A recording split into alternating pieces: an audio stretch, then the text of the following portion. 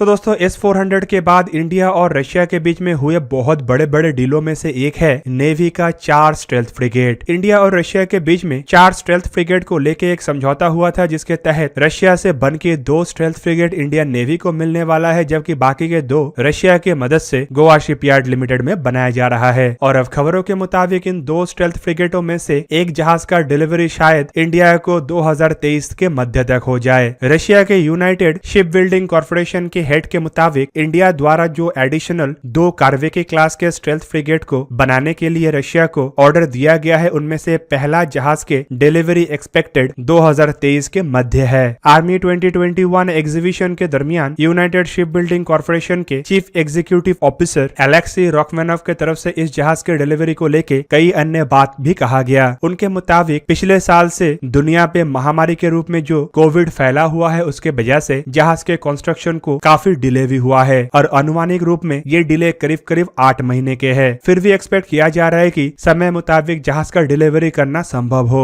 और ये एक्सपेक्टेशन 2023 के मध्य तक अभी भी बरकरार है। दोस्तों अक्टूबर 2016 में इंडिया और रशिया के बीच में एक इंटर गवर्नमेंटल एग्रीमेंट के ऊपर हस्ताक्षर हुआ, जिसके तहत टोटल 4 कार्वेकी क्लास या फिर कहे तो तलवार क्लास के आधुनिक स्टेल्थ फ्रिगेट इंडियन नेवी को मिलेगा। दोस्तों इस एग्रीमेंट के तहत जो टोटल 4 जहाज बनना है, उनमें से 2 जहाज रशिया में बन के मिलेगा, जबकि बाकी के 2 जहाज गोवा शिपयार्ड लिमिटेड में बन रहा है। और दोस्तों ये भी बताया जा रहा है कि जहाजों को डायरेक्टली परचेस करने के लिए करीबन $1 बिलियन के बजट रखा गया। दोस्तों देखा जाए तो भारत द्वारा ऑलरेडी 6 तलवार क्लास के जहाजों को ऑपरेट किया जा रहा है, जो भारत ने 2003 से कमीशन करना शुरू किया और 2013 में आखिरी जहाज का कमीशन हुआ। तलवार क्लास के जो टोटल 6 जहाज है, इसे INS तलवार, INS त्रिशूल, INS तबर, INS तेग, INS त्रिकश और INS त्रिखंड के नाम से पहचाना जाता है। दोस्तों ये 6 जहाज में 3 जहाज रशिया के बोल्टेस्की ज़्बोर्ड नामक शिपयार्ड में निर्माण किया गया, तो वहीं पे आखिर के 3 जहाज यंत्र शिपयार्ड में निर्माण होगा, जहां पे बाद में खरीदा हुआ 4 जहाजों में से 2 जहाज निर्माण हो रहा है। और दोस्तों इंडिया के द्वारा बाद में जो 4 जहाज खरीदा जा रहा है, इसका भी एक बहुत बड़ा इतिहास है। बेसिकली ये जो 2 जहाज रशिया में इंडियन नेवी के लिए बनाया जा रहा है, ये असल में रशियन नेवी के लिए ही बनाया जाना था।